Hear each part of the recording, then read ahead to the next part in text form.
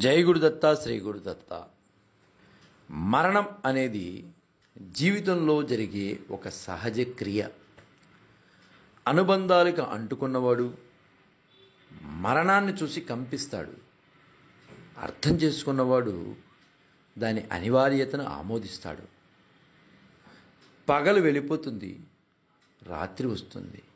రాత్రి వెళ్ళిపోతుంది, పగలు వస్తుంది. జీవితం అయినా అంతే. పుడతాం, చనిపోతాం, మళ్ళీ పుడతాం, మళ్ళీ చనిపోతాం.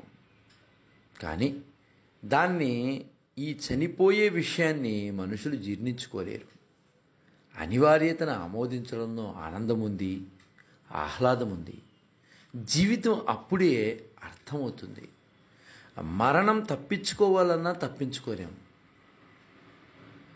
ఒకానొక సందర్భంలో మహావిష్ణువు పరమశివుణ్ణి కలవటానికి తన వాహనమైన గరుత్మంతుడిపై కైలాసం వెళ్తారు.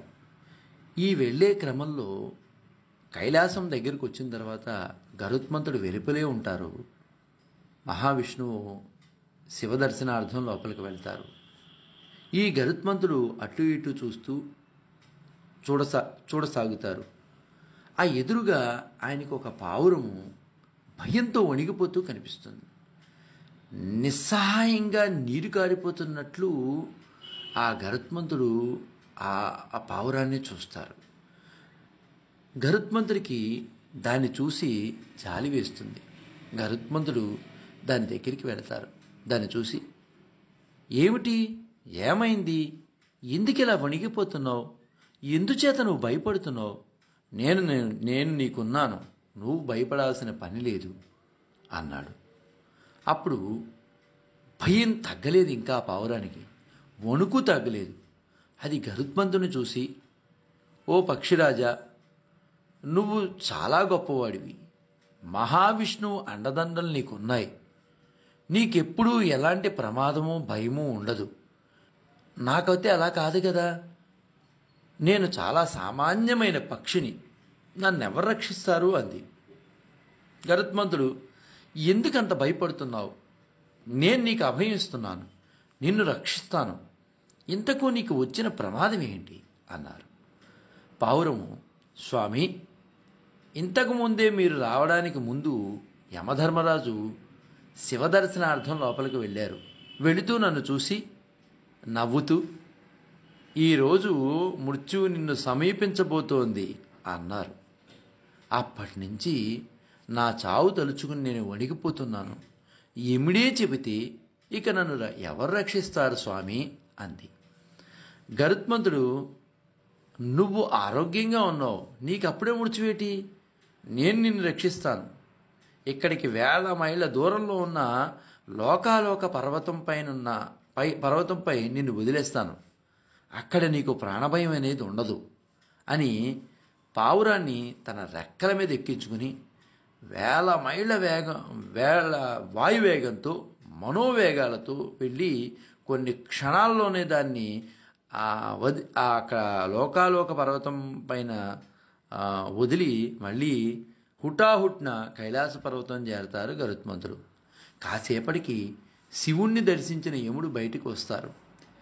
పిట్టగోడపై పావురం లేదు. యముడు, ఇక్కడ ఒక పావురం ఉండాలి, ఏమైంది అన్నాడు. అది ప్రాణభయంతో ఉంటే తీసుకెళ్లి లోకాలోక పర్వతంపై వదిలాను అన్నాడు గరుత్మంతుడు. యమధర్మరాజు, మంచి పని చేసావు, నేను పావురాన్ని ఇక్కడ చూసి ఆశ్చర్యపోయాను. 1000 మైళ్ళ దూరంలో ఉన్న లోకాలోక పర్వతంలో దానికి మృత్యు ఉంది, దీనికోసం ఎదురు చూస్తుంటే ఇక్కడ ఇదేం చేస్తోంది అబ్బా అని ఆశ్చర్యపోయాను అన్నాడు. చూసారా, మరణాన్ని ఎవరూ తప్పించలేరు. ప్రతి నిమిషం మనుషులు చనిపోతూనే ఉన్నారు. బతికే ఉన్నవారు ఈ విషయంలో చూస్తూనే ఉన్నారు. అయినా ఏదో ఒక రోజు మనము చనిపోతామని అనుకోరు. దీనికన్నా మించిన ఆశ్చర్యం ఏముంటుంది? జీవితం అనేది తప్పించుకోవడానికి వీలు లేకుండా ఖచ్చితంగా మరణంతో అంతమయ్యేదే. కాబట్టి తెలివైన వాడు అనివార్యతను గురించి శోకించడు. ఈ విషయాన్నే శ్రీకృష్ణ పరమాత్మ భగవద్గీతలో కూడా మనకి వివరించారు. పుట్టిన వానికి మరణం తప్పదు, మరణించిన వానికి మరలా పుట్టుక తప్పదు. కాబట్టి ఈ అనివార్యమైన దానికోసం నువ్వు శోకింపవద్దు అని భగవద్గీతలో పరమాత్మ మనకి తెలియచేశారు. ఒక స్త్రీ తన బిడ్డను బ్రతికించమని ఒక గురువుగారి దగ్గరికి వెళ్ళింది. ఎంతగానో విలపించింది, బ్రతికించమని కోరింది. అప్పుడు ఆ గురువుగారు ఆ అమ్మతో ఇలా అన్నారు, ఓ తల్లి, మా ఇంట్లో ఎవ్వరూ ఇప్పటి వరకు చనిపోలేదు అనే ఇంటికి వెళ్ళి ఒక గుప్పెడు ఆవగింజలు తెస్తే వాటితో నీ బిడ్డను బతికిస్తాను అన్నారు ఆ గురువుగారు. ఇంతేనా? వెంటనే తెస్తానని బయలుదేరింది పాపం ఆ తల్లి.